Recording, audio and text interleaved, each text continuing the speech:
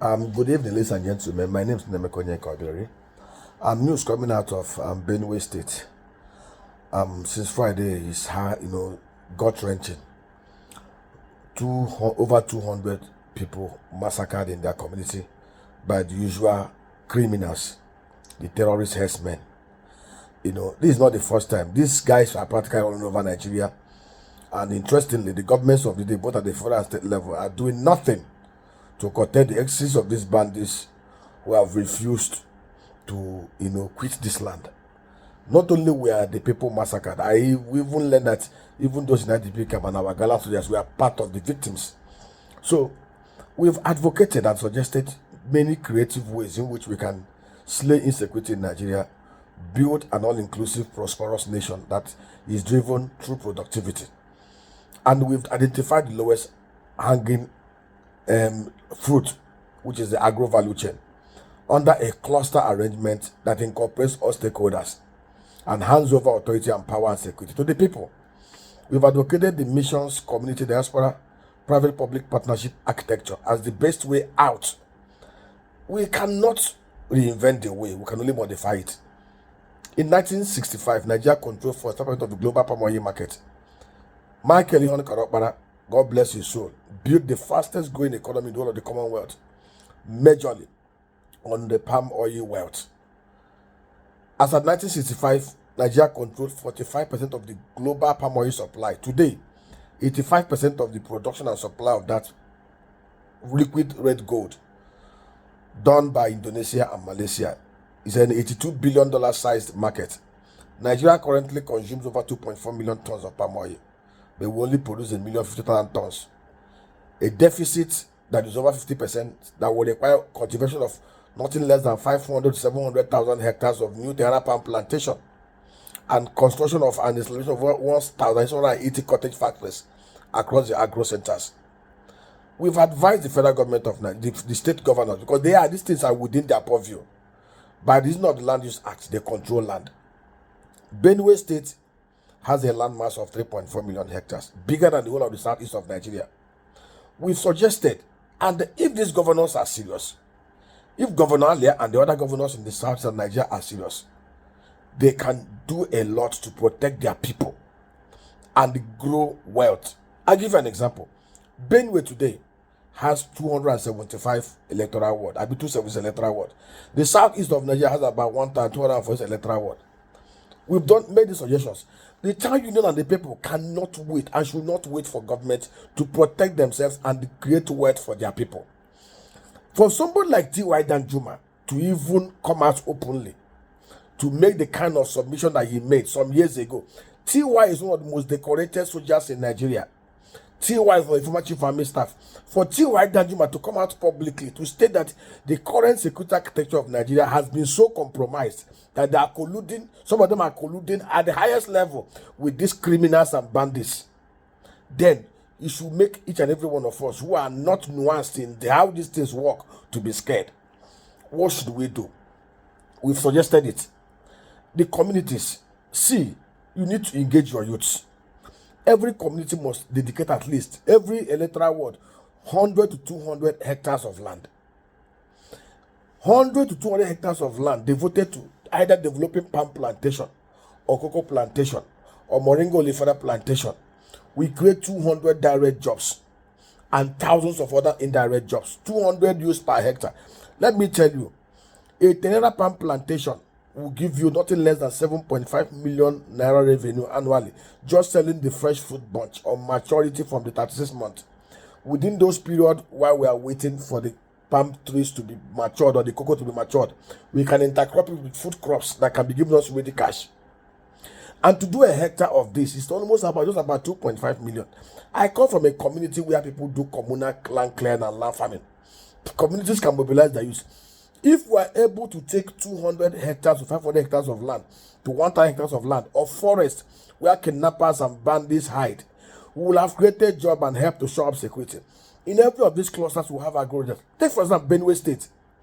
If Benue State decides today to set up an agro-development trust fund and security development trust fund that is sincere, people who will help them to attract investors that will invest in it, 275 watts. In Benue should dedicate just about 500 hectares of land, 500,000 hectares of land, 1,500 to 1,800 just to do terra palm plantation in every of those clusters. In each cluster, raise 300 youths that will be fully trained, fully equipped, fully armed as agro rangers that will man their own community. Let me tell you, in less than 4 years, Benue State will have built up an agro wealth base that will give them nothing less than 3.7 trillion naira revenue every year. If they are waiting for the federal government, they will keep on wasting their people. The same thing for those of us in the southeast. We beg these governors, and for the community leaders, since the governors are not doing anything, since they are all busy pussyfooting and playing politics, you should help yourself. Mobilize your people in diaspora. Set up agricultural development funds, trust funds, security development trust fund in your communities. Clear your land. We will second agronomists that will train your people. We will supply you with impure seedlings that will give you the best hybrid. We will even supply you with mechanized agro equipment to support your mechanized agriculture. We will offtake everything you produce. We will arrange the private sector off-takers. And for every community that's able to do 200 hectares, we will set up a cottage factory that can do about 10 tons of palm oil and palm kernel oil value chain every day. So, what are you waiting for? Close your eyes and imagine in every community you have 200 to 300 youths that are fully trained, youths that make at least 7 million naira every year. Insecurity will go. Let me tell you, guns in the hand of poverty-stricken, unemployed human beings will breed terror and criminality. Guns in the hand of people that are well engaged and they have that filial connections to protect their family, their wives, their children from the bandits from outside Nigeria, will dedicate their life protecting their people. And let us not miss the fact, though, Karawu Baraje, the former APC chieftain, told us gleefully, publicly, that some of these criminals, Fuller herdsmen, were imported from outside Nigeria by the APC. Towards 2015, they were thinking Jonathan will make trouble. And now the criminals they brought in have refused to go back. And the indigenous people in Nigeria must not allow them to take hold of our lands. The governors must rise up. If the governors have refused to rise up, the people must rise up. See, everybody, you see, it's one thing to say, okay, it's in Benue. If they succeed in overrunning Benue and Plateau, the next will be Enugu, the next will be Anambra, the next will be Imo. In fact, they are even everywhere in Imo State now. Nobody's checking them. We must indigenous people of Nigeria must take hold of their land and flush out these bandits. What is the big deal? Set up these clusters. If Benue State should adopt this measure, and you have 300 agro rangers in each of these 275 clusters, that is 82,000 youths, fully trained, fully armed with Kenkoso dogs and drones. Where will these bandits coming to Benue State from?